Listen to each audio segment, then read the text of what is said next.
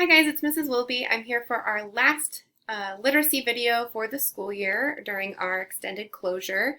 Hopefully you have found these videos to be helpful and you're able to apply these skills as you're doing your practice and that you can remember them and bring them into fourth grade with you next year. So let's get right into it. Our last topic for our literacy videos is comparing and contrasting stories.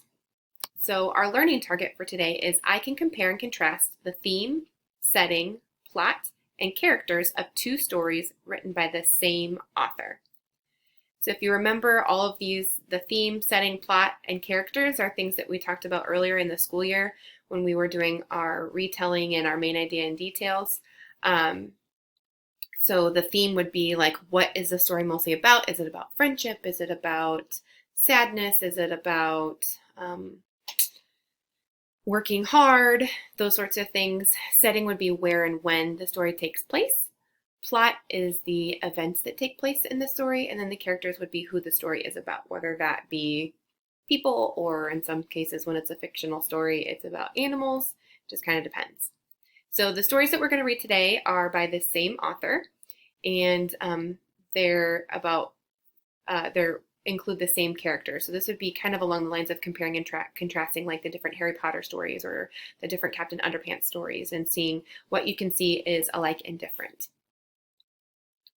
So going off of that, I'll move my head so I'm out of the way. What does it mean to compare and contrast? So hopefully you've already compared and contrasted before and done a little bit of that throughout school previously in other grades. I know we haven't done a ton of it this year. We've done a little bit.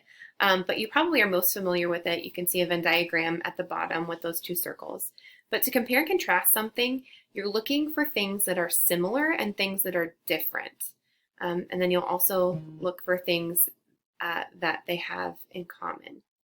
So looking at the example in the Venn diagram below, if I'm comparing giraffes and zebras, something that makes a giraffe unique, and it's only true to a giraffe, is that it's tall, it has spots, and it's brown and orange in color. And then if I'm looking at between a giraffe and a zebra, between the two, what makes the zebra special would be that it is short, it has stripes, and it's black and white. That's what makes it different than a giraffe. And then in the middle there, where the two circles intersect, we would put the things that are the same. So they both live in Africa, they're both mammals, and they both eat food of some sort. So you might be familiar with comparing and contrasting within a Venn diagram like that. We're not going to use a Venn diagram today when we're comparing and contrasting, but you could think of it as a Venn diagram if that's helpful to you. And then we're going to apply this to when we're reading stories by the same author about the same character. So let's get into it. We're going to practice, and I'm going to read two short stories. When I'm finished, we will compare and contrast the setting, characters, and plot. Or again, that's the events that happen in the story. So this first story is called Kyras New House. And if you need to pause and reread throughout, then absolutely do that whenever you need to so you can think about what is the same and what is different about these stories. So Kyras New House. Kyra has been living with her mom and dad in an apartment since she was a baby. She has never known anything different from this cozy apartment. However, there have been changes with Kyra's mom and dad recently. Her dad told her last week that he was going to move into a new place for a little bit. What a big change this was for her, she thought. Her dad would be moving out and she'd have a new place to stay, but she wasn't really sure which place she'd stay at more. Would she stay with her dad at his new house, or would she stay at her apartment where she's always lived with her mom? Kyra's parents told her not to worry about all of these things because they would figure it out for her. The day of the move came very quickly. A moving truck pulled up outside of her apartment, so she packed up half of her belongings and put them into boxes that her dad gave her. Kyra started crying on moving day, unsure of how she would feel about all these changes. Kyra's dad took a break from moving boxes into the truck to sit down and talk to her. Her dad told her that everything would be okay. He reassured her that she'd have 2 rooms with double the clothes and toys. Kyra still felt a bit of sadness, but tried to take her dad's advice about looking on the bright side. After all, she was looking forward to having 2 rooms all to herself. So that's story number 1. And we can think about what the story was mostly about. At this time, if you want to pause and think about the characters in the story, the setting, and the theme and the events of the story, I'm going to keep those to myself for right now, but you can pause and think about all of those things so that you have those in mind when we're reading our second story. So story number 2, again, is by the same author, and it will include the same characters. And this is called The Promotion. So we're going to read and thinking about how this is different than our first story that we read. The Promotion. Kyra, come downstairs. The bus is here. Kyra's mom shouted from the bottom of the stairs. Kyra heard her mom yell, but still needed a few seconds to find her shoes. Coming, Mom. I just can't find my shoes, she yelled. Kyra, hurry up. I told you to find your school gear before we went to bed last night. We all knew we'd be in a hurry this morning, her mom griped. As soon as Kyra found her shoes, she ran downstairs and gave her mom and sister a kiss goodbye.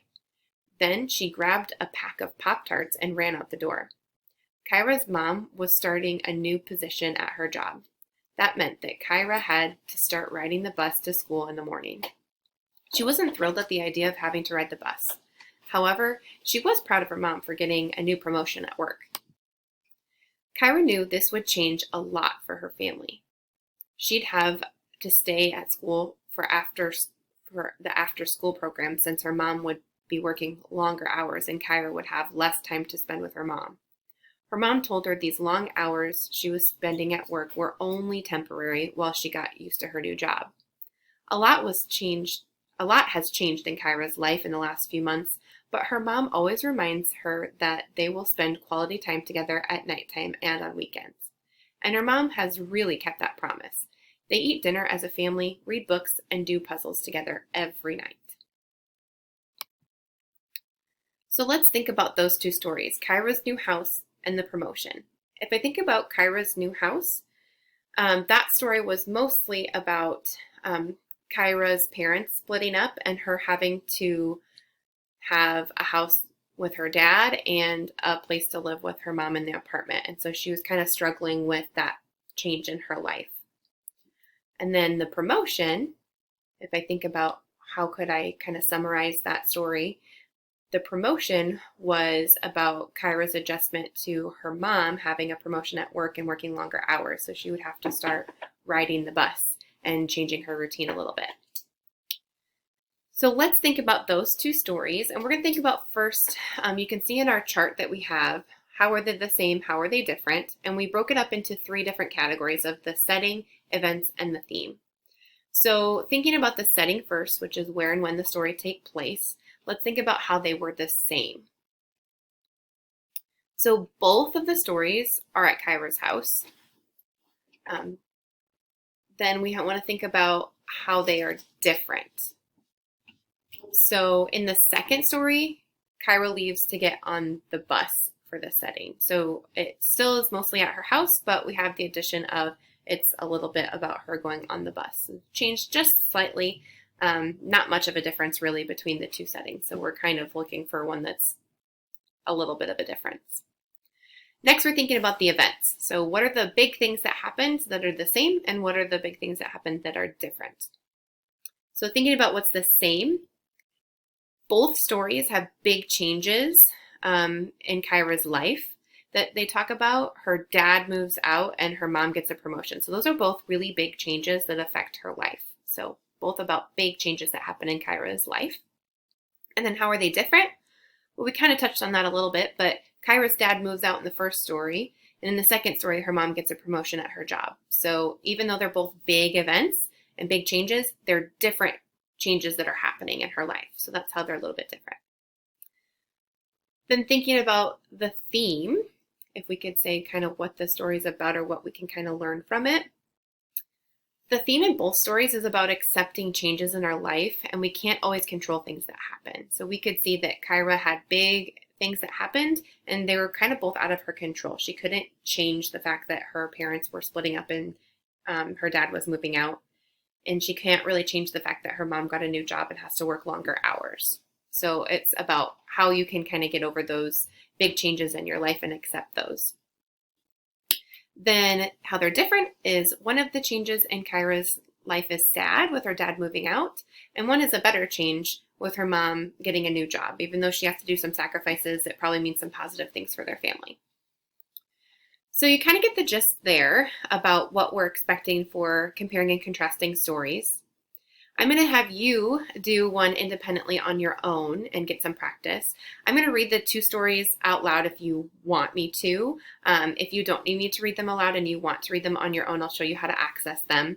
But then there's a link on our learning menu this week that you are going to click and make a copy on your own with some slides. And you can read the stories there, and then you'll write your comparing and contrasting. You'll type it in, and I'll show you how to do that right now. So and then we'll get back to, I'll read them out loud. So if you want to listen to me read them, you can listen to me read. If not, then you can pause the video after this and get busy with it. So if you look at your week 11 menu, you'll see at the very top under the reading category, we'll have the video that's linked that you're watching now. And then underneath it says practice slides for comparing and contrasting stories. So if you click on that link, it's going to look like this, and that's okay. That's what it's supposed to look like. So it says copy document. Would you like to make a copy of compare and contrast? Yes, you do want to make a copy of that. So you'll click that blue button of make a copy. Then it's going to come up with your own copy of this. So you'll go in, and then it has the 2 stories that are on there. It's taking a second to load, but it has story number 1 of Grand Town is in danger. And then it has story number 2, a classroom fight. There's 2 slides with the stories. And then at the very bottom, it has some comparing and contrasting questions about it. And so you can just click right inside. If you double click, so click twice, then you'll see the cursor and you're able to type your answer. Oops. Can't type answer here. Okay, so you can type within those. And then when you're ready and you have it done, you can share it with me. So if you go up to this little yellow button and share, it'll come up with that to share, and you can just type in Willoughby or Samantha Willoughby and then share it with me. Mine won't come up because I am Samantha Willoughby. So, but once you, let's say I'm going to share it with Miss Jorgensen, which I'm not, don't share it to Miss Jorgensen. You're going to press send, and then it'll send it to there. All right. So if you want to listen to me read, then you can listen to me read. If you don't want to listen to me read, then you can pause and go ahead and get started. So here's story number 1. I'm going to have to read kind of fast. Actually, what I'm going to do is I'm going to post a second video of me reading them because my time limit is almost up on my videos. So instead of reading it super fast, I'll post another link with me reading these second set of stories if you would like to listen to them instead of read them on your own for your comparing and contrasting. So good luck, and I hope to talk to you soon.